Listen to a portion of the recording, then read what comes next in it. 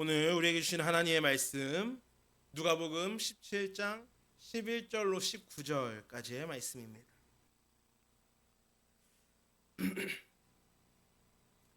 누가복음 우리 17장 11절부터 19절까지의 말씀, 저와 여러분들이 한 절씩 교독으로 말씀을 봉독하도록 하겠습니다. 제가 먼저 11절 먼저 봉독합니다.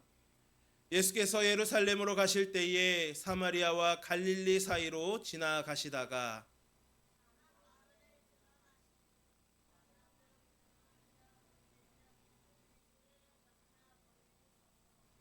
소리를 높여 이르되 예수 선생님이여 우리를 불쌍히 여기소서 하거늘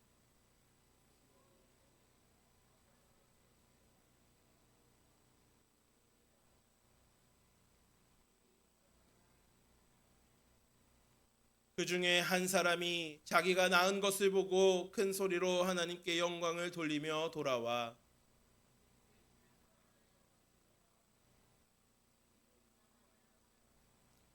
예수께서 대답하여 이르시되 10사람이 다 깨끗함을 받지 아니하였느냐? 그 9은 어디 있느냐?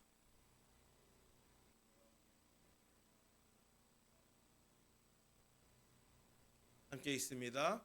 그에게 이르시되 일어나 가라, 내 믿음이 너를 구원하였느니라 하시더라. 아멘. 할렐루야. 오늘 추수감사주일 맞이하여서 또 이렇게 주님 전에 나와 예배드리는 우리 모든 성도님들 환영하고 축복합니다. 자, 오늘 우리가 함께 읽은 이 말씀은 너무나도 우리가 익숙한 말씀입니다.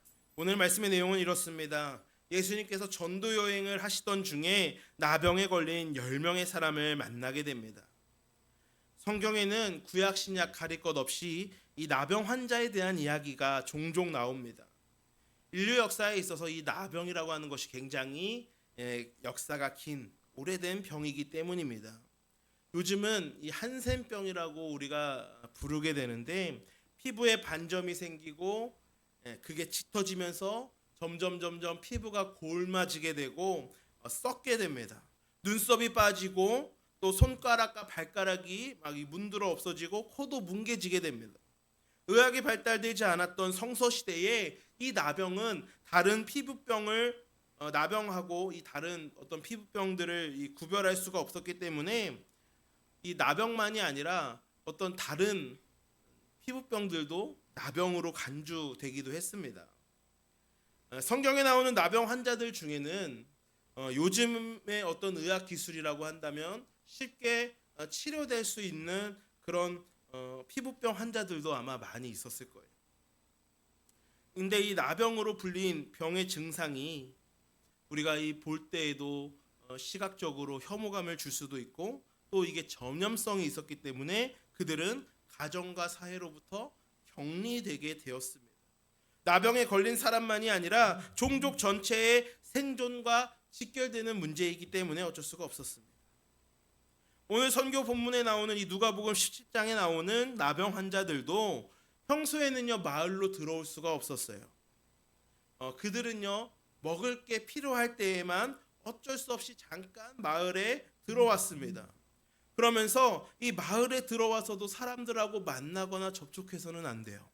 그리고 멀찍이서 나는 부정하다라고 그렇게 외쳐야 됩니다. 그 내용이 레위기 13장에 기록되어 있어요.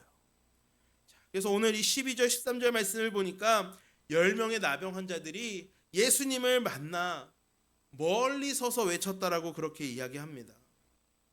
그들은요 예수님에 대한 소문을 이미 들었습니다. 그리고 그들이 혹시 내가 치료를 받을 수 있지 않을까 해서 예수님에게 왔으나 그들이 어떤 그런 율법의 이 율법대로 이 가까이 오지는 못하고 멀찍이 서서 소리를 지르는 겁니다.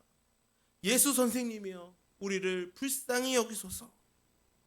그들의 외침을 들은 예수님은 가서 제사장들에게 너의 몸을 보이라 라고 말씀하셨습니다.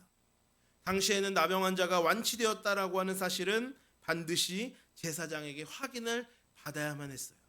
그래서 이 제사장에게 확인을 받는 절차를 거쳐야지만 그들이 다시 마을로 돌아올 수가 있었습니다. 그들은 제사장에게 가는 그 도중에, 제사장에게 가는 길 가운데 이미 나병이 치유되었다라는 것을 다 깨닫게 되었어요. 그런데 10명 중에 우리가 잘 알다시피 한 사람, 사마리아 사람 단 한 사람만이 예수님께 돌아와서 감사한 마음을 표현했다라고 하는 내용입니다. 이를 보시고 예수님께서 뭐라고 말씀하십니까? 예수님께서 이렇게 말씀하시는 겁니다. 나머지 9은 어디 있느냐 하시면서 이 사람에게 내 믿음이 너를 구원하였느니라 라고 말씀하시는 거예요.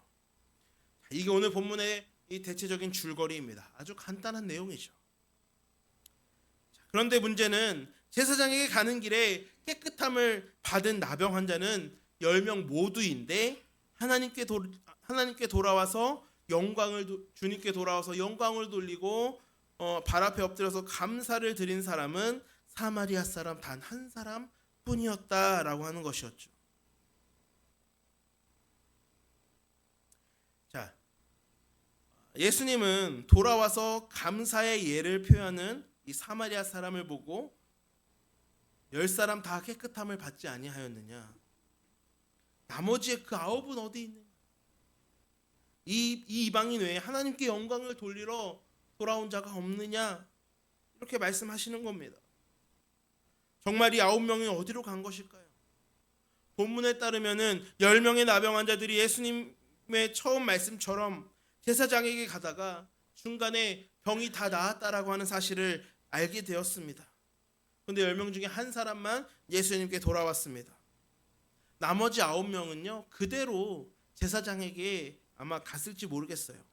왜냐하면 어차피 제사장에게 몸을 보여야지만 내가 다 나았다라고 하는 것을 인증받고 다시 공동체로 돌아올 수 있었기 때문에 그냥 그 제사장에게 가던 그 길 그대로 다 제사장에게 먼저 갔을 거예요.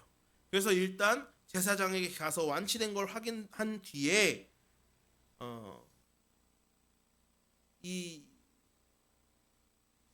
아마 예수님께 뭐 돌아오려고 했는지 어땠는지 모르겠지만 아마 아무도 근데 돌아오지 않았을 것 같아요. 단 한 사람만이 그가 나은 즉시 그냥 제사장에 가는 그 길도 멈추고 예수님께 돌아왔고 나머지는 정확하게 언급이 되어 있지 않기 때문에 그 더 이상 그 뒤에 어떤 상황이 있었는지 우리는 알 수 없지만 여기서 예수님께서 이 찾아오지 않은 9명의 잘못을 지적하시기 위해서 이 말씀을 우리에게 하신 것은 아니에요. 또 고맙다는 공치사를 받고 싶으신 것도 아닙니다. 아니 내가 이렇게 낫게 해줬는데 나머지 9명 어디 갔어? 예수님이 이런 마음으로 아니 나한테 와서 당연히 감사해야 되는 거 아니야? 이런 마음으로 예수님께서 그렇게 말씀하신 것은 아마 아닐 거예요. 예수님은요 이 말씀에서 우리가 핵심적으로 봐야 될 건 뭐냐면 바로 이 예수님께 돌아온 다시 예수님께 돌아와서 감사했던 이 사람의 믿음을 말하기 위해서 나머지를 짚은 것뿐입니다. 그 자리에 있던 사람들은 대개 유대인들이었어요. 그런데 유대인들 앞에서 사마리아 사람을 콕 집어서 그 사람의 믿음을 인정하셨습니다. 나머지 9사람이요 잘못한 건 아니에요. 그들이 뭐 감사를 굳이 예수님께 다시 곧장 돌아와서 표현하지 않았다라고 해서 그것이 죄악입니까? 죄악은 아니라는 거예요. 그런데 여러분 고침을 받고 예수님께 와서 감사드렸던 이 사마리아 사람 그 한 사람만이 예수님께 그 믿음을 인정받았다라고 하는 것을 우리는 기억해야 됩니다. 자, 이 한 사람은요 예수님께 돌아와서 감사한 일밖에 없어요. 그 사람이 한 일은요 내가 고침을 받았구나 하면서 예수님께 돌아와서 감사를 표현하기만 했어요. 그런데 예수님은 19절에 뭐라고 말씀하십니까? 일어나 가라 내 믿음이 너를 구원하였느니라 라고 그렇게 말씀하시는 겁니다. 이 말은 곧 무슨 말입니까? 이 말은 무슨 말이에요? 여러분, 우리가 믿음이 있다. 나는 믿음이 있어. 나는 믿음이 좋아. 여러분 스스로 그렇게 생각하십니까? 그런데 여러분, 그 믿음이, 내가 어떤 좋은 믿음, 내가 믿음이 있다라고 할 때 그 증거는 무엇입니까? 예수님의 오늘 이 말씀은요, 우리의 믿음이요 어떻게 드러난다라고 하는 것을 보여주는 거예요. 바로 감사가 우리의 믿음을 보여주는 하나의 증거라는 거예요. 우리의 믿음을 증거할 수 있는 여러 가지 증거들이 있겠지만 그 중에 가장 확실한 게 뭐예요? 바로 이 사람이 감사를 하는가 안 하는가, 이것이 바로 그 사람의 믿음을 보여주는 가장 확실한 증거라는 것입니다. 우리의 믿음을 증거하는 척도, 우리의 믿음을 어떻게 알 수 있는가? 그 사람이 감사를 하는가 안 하는가, 그 사람이 얼마나 감사하는가에 따라 우리가 볼 수 있다라는 거예요. 그러니까 여러분, 많은 사람들이요 착한 일을 많이 하면 믿음이 좋다, 혹은 교회에 안 빠지고 교회 열심히 출석하고 교회에서 열심으로 봉사한다고 해서 그 사람의 믿음이 좋다, 우리가 이렇게 판단할 수는 없는 거예요. 물론요 여러분, 믿음이 있어야지만 교회도 열심히 나올 것이고 봉사도 많이 하겠지만, 꼭 여러분 믿음이 꼭 없더라도요 그렇게 할 수 있어요. 믿음이 없는 사람도요 교회에 열심히 나올 수 있고요, 교회에서 열심히 봉사할 수도 있어요. 믿음이 좋게 보이기 위해서 얼마든지 그렇게 꾸밀 수 있다라는 거예요, 내가 나의 행실을. 그렇지만 여러분, 우리의 믿음을 어떻게 보여줄 수 있습니까? 예수님께 인정받는 이 믿음을 인정받는 길은 무엇입니까? 바로 우리가 감사하는 삶을 사는가 아닌가, 바로 우리의 감사에 달려 있다라는 것을 우리에게 알려주는 거예요. 그래서 감사가 중요한 겁니다. 내가 믿음이 정말로 있다면 저절로 감사하게 되어 있어요. 감사의 삶을 살게 되어 있습니다. 그러면 여러분, 우리가 어떻게 감사하는 사람이 될 수 있을까요? 감사에도요 여러 가지 방법이 있습니다. 비결이 있어요. 감사하는 사람의 비결이 있습니다. 그것이 뭘까요? 첫 번째로요, 겸손해야 됩니다. 우리가 겸손해야지만 감사할 수 있어요. 오늘 본문에 나오는 그 한 사람, 예수님께 믿음을 인정받은 그 한 사람을 설명하는 단서는요 오로지 하나입니다. 물론 나병에 걸렸었다라고 하는 것도 있지만 이 사람이 어떤 사람인가 우리에게 이야기해 주는 건 단 한 가지예요. 뭐냐면 바로 그 사람이 사마리아 사람이었다라고 하는 단서 단 하나 나옵니다. 근데 당시의 유대인들은요 이 사마리아 사람들을 굉장히 낮게 보았죠. 낮춰보았습니다. 그러니까 이스라엘이 마치 우리나라 남한과 북한처럼 남과 북으로 나뉘어져 있었을 때가 있었죠. 남유다와 북이스라엘로 이 나뉘어져서 그렇게 갈라진 시대를 살 때가 있었습니다. 그때 남유다의 수도는 이스라엘이었고 남유다의 수도는 예루살렘이었고 북이스라엘의 수도가 바로 어디예요? 사마리아였어요. 이 북이스라엘의 수도가 사마리아였는데 그때 북이스라엘이요 먼저 아수르에게 멸망당하게 됩니다. 남유다보다 이 북이스라엘이요 먼저 아수르에게 멸망을 당하게 돼요. 그때 아수르 사람들이요 그 사마리아를 이 북이스라엘을 통치하기 위해서 했던 정책 중에 하나가요 뭐냐면 통혼입니다. 통혼. 그러니까 아수르 사람과 북이스라엘 사람들, 특히 이 북이스라엘의 수도였던 사마리아에 살고 있는 그 주민들과 통혼을 시키는 거예요. 그러면서 그들이 옛날에 마치 일본이 우리나라 민족 말살 정책하면서 창시 개명시키고 역사 공부, 우리나라 역사, 국어 역사 이런 거는 안 가르치고 일본 말과 일본 역사를 우리에게 가르쳤던 것처럼 어떤 하나의 그런 민족으로 만들기 위해서 썼던 정책 중에 하나가 통혼이었다라는 겁니다. 그러니까 이제 그 나라와 이 이스라엘과 그 아수르의 사람들이 결국에는 같이 가족을 이루고 자녀를 또 낳고 이러면서 통혼을 하게 되면서 결국에는 혈통이 혼합이 되는 거죠. 혈통이 혼합되고 또 아수르의 문화가 당연히 자연스럽게 들어오게 되겠죠. 그 문화에는요 또 포함돼요?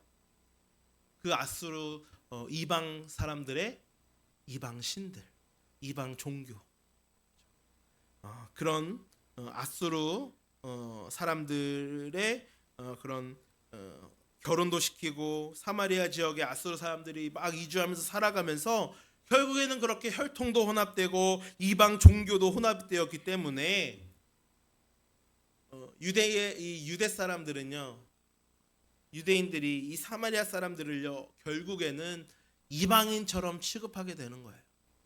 피가 섞였고 그러면서 그런 이방 혼합 그런 정책으로 인해서 이방 신들도 섬기고 이런 것들에 대해서 굉장히 유대인들이 그들을 불결하게 생각했다. 더럽게 생각했다. 그래서 같은 민족임에도 불구하고요. 사마리아 사람들은 유대인들로부터 멸시받고 천대받는 그런 존재가 되었던 겁니다. 이런 역사적인 배경 가운데 여러분 사마리아 사람들은요. 이 유대인들하고는 이렇게 마주치려고도 하지 않았어요. 뭐 그건 유대 사람들도 마찬가지고요. 이렇게 이 사마리아 사람은 유대인들에게 멸시받고 천대받는 사람이었지만 그렇기에 이 사람은요 더더욱 낮은 곳에 임하면서 그가 겸손할 줄 알았던 거예요. 그리고 자기에게 임한 이 병고침의 그 놀라운 기적, 그 은혜에 정말 진심으로 예수님께 엎드려 감사를 올려드릴 수 있었던 겁니다. 우리가요 교만한 사람은 감사할 줄 모르는 거예요. 내가 대단한 사람이야, 나는 엄청난 사람이야 이렇게 생각하는 사람이 감사할 줄 알까요? 우리는요 다 주님 앞에서 죄인이고 아주 더러운 죄인이고 정말 우리가 주님 앞에 내세울 것 하나 없는 연약한 사람들입니다. 그 사실을요 우리가 기억하고 살아간다면요 우리가 세상 가운데서 살 때 교만할 수가 없는 거예요. 그런데 많은 세상 사람들이요 우리가 예수님의 은혜를 모르고 살기 때문에 자기가 잘난 줄 알고 교만 떨고 자기가 높은 줄 알고 떵떵거리고 큰 소리치고 얼마나 교만한지 몰라요. 감사할 줄을 몰라요. 이 시대에 정말 감사가 실종되었습니다. 하나님의 은혜를 깨닫지 못하기 때문에 스스로 겸손하지 못하고 교만한 거예요. 우리 그리스도인들은 어떤 사람들입니까? 하나님의 은혜를 입었고 그 은혜를 알고 있는 사람들입니다. 그러니까 하나님의 은혜를 아는 우리들은 당연히 어떻게 해야 됩니까? 겸손해지는 거예요. 우리의 심령이 교만하지 않고 날마다 가난한 심령으로 겸손하게 그것이 어떤 나의 내면뿐만이 아니라 겉으로도 사람들과의 관계나 우리 세상에서 살아가는 이 상황 가운데서도 그 겸손함이 드러나야 돼요. 그것이 바로 그리스도의 향기입니다. 그리고 날마다 우리가 주님께도 감사하지만 주변에도 우리가 감사의 그런 씨앗들을 많이 뿌릴 때에 우리가 세상을 변화시켜 나가는 거예요. 다른 거 없습니다. 그 작은 한 걸음이 세상을 변화시키는 거예요. 우리가 겸손히 감사드릴 수 있는 사람들이 되어지기를 간절히 소망합니다. 그래서 이 겸손해진다라는 것은 제가 말씀드렸죠. 은혜를 깨달아야 돼요. 은혜를 깨닫지 못하면 겸손할 줄 모릅니다. 은혜를 받았음에도 불구하고 내가 은혜를 받았구나 깨닫지 못하는 사람들이 너무나도 많이 있어요. 아마 다른 9명의 사람 중에서는 제사장에게 가는 도중에 자신이 나았다라고 하는 사실을 깨닫지 못한 사람도 있었을 거예요. 그래서 예수님으로 인해 내가 병고침의 은혜를 받았다라고 하는 사실을 깨닫지 못한 사람도 분명히 있었을 겁니다. 그래서 여러분, 우리가 그 은혜를 깨닫지 못하면 감사할 수 없어요. 겸손할 수 없고 감사할 수 없어요. 하나님이 우리에게 이미 어마어마한 은혜를 주셨는데 그것을 깨닫지 못하면 아무 소용이 없는 겁니다. 내가 정말 죽을 수밖에 없는 죄인인데 내가 구원받았구나, 내가 은혜를 받았구나, 정말 하나님의 큰 은혜를 받았구나. 그 받은 은혜를 우리가 분명히 깨달을 수 있게 되기를 간절히 축복합니다. 그 다음에 우리가요, 감사에 있어서 또 중요한 게 뭐냐면요, 겸손해야 되고 받은 은혜를 우리가 깨달아야지만 겸손할 수 있고 감사할 수 있는데요, 또 감사에 있어서 정말 중요한 게 뭐냐면요, 뭡니까? 감사는요, 미루면 안 됩니다. 오늘 우리가 이 말씀을 통해서 정말 깨달아야 되는 거 뭡니까? 세 번째, 바로 감사는 미루면 안 된다라고 하는 사실이에요. 15절 말씀을 보니까 오늘 감사를 드렸던 이 사마리아 사람은 자신이 낳은 것을 알게 되자마자, 자기가 낳은 것을 보자마자 그 자리에서 바로 큰 소리로 하나님께 영광을 돌렸다라고 나옵니다. 그리고 그 길로 바로 예수님께 돌아와서 그 발 앞에 엎드려서 감사를 드렸다. 여기는 그는 감사를 미루지 않았다라는 거예요. 자기가 받은 은혜를 깨닫자마자 미루지 않고 그 길로 바로 예수님께 돌아왔습니다. 그리고 겸손히 예수님께 나와 무릎을 꿇고 감사를 올려드렸던 거예요. 여러분, 오늘 말씀에 나와 있지 않지만 이 나머지 9명이요, 제사장에게 가는 도중에 고침을 받았잖아요. 우리가 제가 계속 말씀드렸던 것처럼 그 이후의 스토리를 우리는 알 수 없지만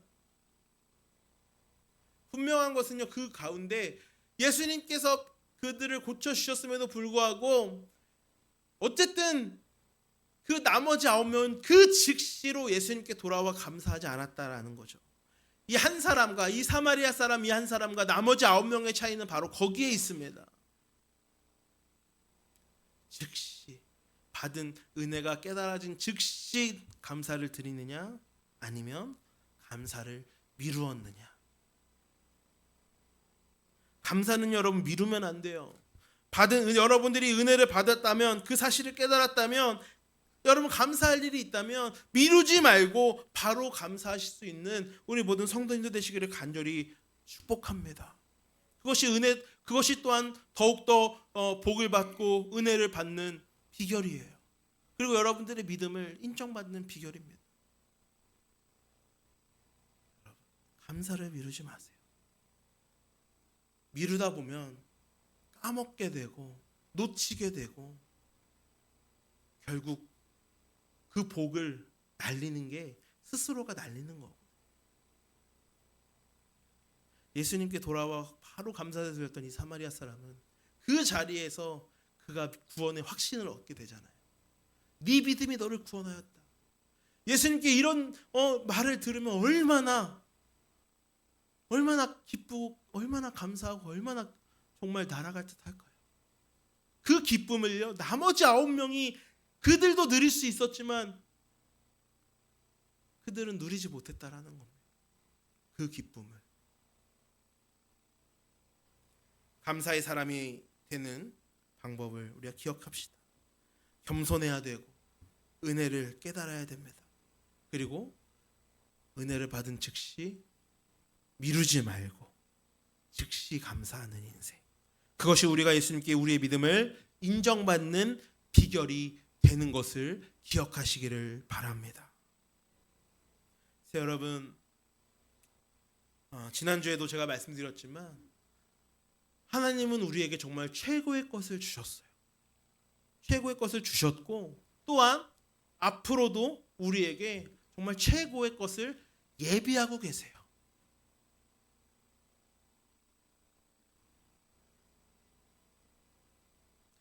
그런 주님께 우리가 최고의 감사를 올려드려야 됩니다. 어떤 환경적인 조건들이 충족되어서